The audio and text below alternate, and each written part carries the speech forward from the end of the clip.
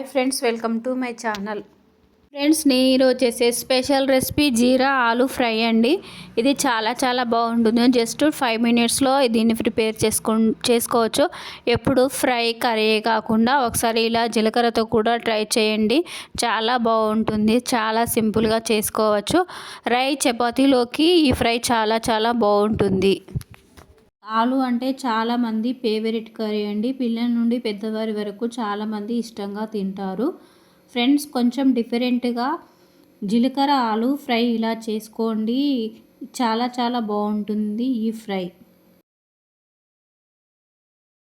Friends, మా వీడియోని like చేయండి, షేర్ చేయండి. మా ఛానల్ని ఎవరైనా కొత్తగా చూస్తుంటే సబ్స్క్రైబ్ చేసుకోండి. ఫ్రెండ్స్, మా వీడియోని ఫుల్గా వాచ్ చేయండి ప్లీజ్. ఫ్రెండ్స్, నేను ఇక్కడ 3 పొటాటోస్ తీసుకున్నానండి. పొటాటోస్ బాయిల్ చేసుకోవాలి.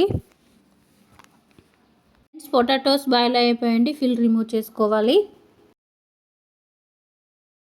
ఫ్రెండ్స్, పొటాటోస్ ఇలా మీడియం సైజులో కట్ చేసుకోవాలి. సైజు కాకుండా మరి పెద్ద సైజు కాకుండా మీడియం సైజులో పొటాటోస్ కట్ చేసుకోవాలి.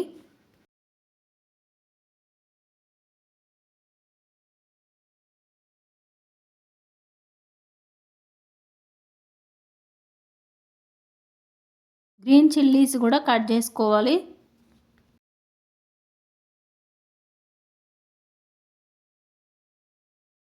కొత్తిమీర కూడా కట్ చేసుకోవాలి. వెలిగించుకొని ప్యాన్ పెట్టుకొని 3 టేబుల్ స్పూన్ల ఆయిల్ యాడ్ చేసుకోవాలి.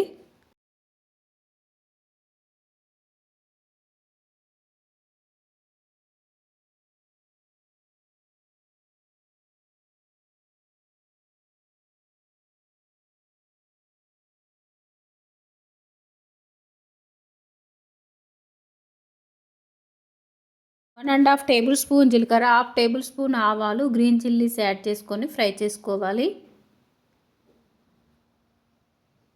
1 tablespoon ginger garlic paste add చేసుకోవాలి. Half tablespoon turmeric powder, 2 టేబుల్ స్పూన్ల కసూరి మేతి యాడ్ చేసుకొని పొటాటోస్ పీసెస్ యాడ్ చేసుకొని ఒకసారి బాగా కలుపుకోవాలి.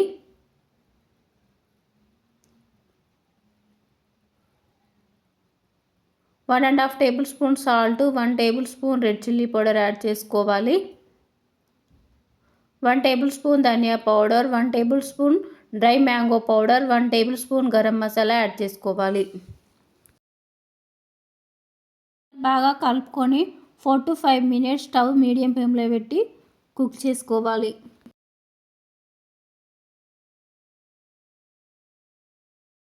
కొత్తిమీర యాడ్ చేసుకోవాలి. ఇప్పుడు జీరా ఆలు ఫ్రై రెడీ అయిపోయిందండి. స్టవ్ ఆఫ్ చేసేసుకొని వేరే బౌల్లోకి సర్వ్ చేసుకోవాలి. ఈ ఫ్రై వేడివేడి రైస్లోకైనా చపాతీలోనికైనా చాలా బాగుంటుంది ఫ్రెండ్స్.